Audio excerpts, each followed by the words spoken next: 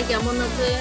আশা করি সবাই ভালো আছে। আজকের এই ভিডিওতে নতুন এক প্রকার চিকেন পাকোড়া বানাবো, যা খেতে অনেক টেস্টি এবং হেলদি। চিকেনের পিসগুলো আমি পাতলা পাতলা করে কেটে নিয়েছি। তারপর আমি গরম পানি দিয়ে ভালো করে ধুয়ে নিয়েছি। এরপর আমি আদা, রসুন, পেঁয়াজ, মরিচ একসঙ্গে বেটে নিব।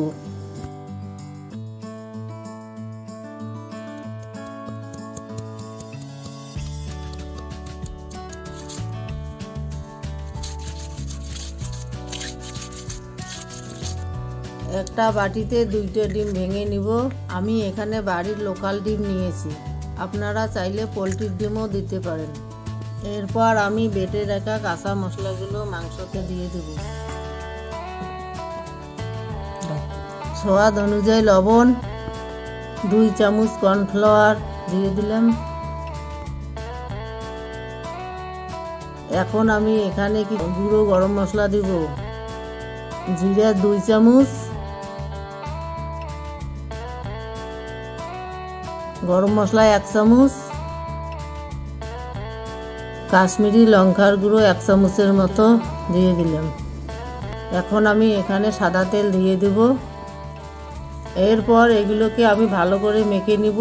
তারপর 20 মিনিটের জন্য রেখে দেব। এরপর আমি পাটি টয় নিয়েছি,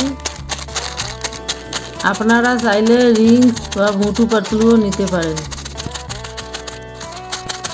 আমি এগুলোকে ভালো করে গুঁড়ো করে নেব। আমার এদিকে প্রায় মাখাটাও শেষ হয়ে গেছে। এখন আমি এগুলোকে ভালো করে ভেজে নিব। আমি যেমন করছি আপনারা চাইলে এরকম করতে পারেন।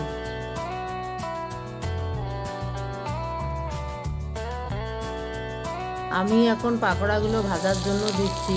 তেলগুলোকে আমি খুব গরম করে নিয়ে এখন উনুনের তাপটা কমিয়ে দিলাম। আপনারা যদি গ্যাসে করেন প্রথমে হাই ফ্লেমে করবেন, তারপর তেলটা যখন গরম হবে তখন মিডিয়ামে করে দেবেন। পাকোড়াগুলো ভালো করে সময় নিয়ে ভাজতে হবে, উল্টে পাল্টে আস্তে আস্তে ভালো করে ভেজে নেব।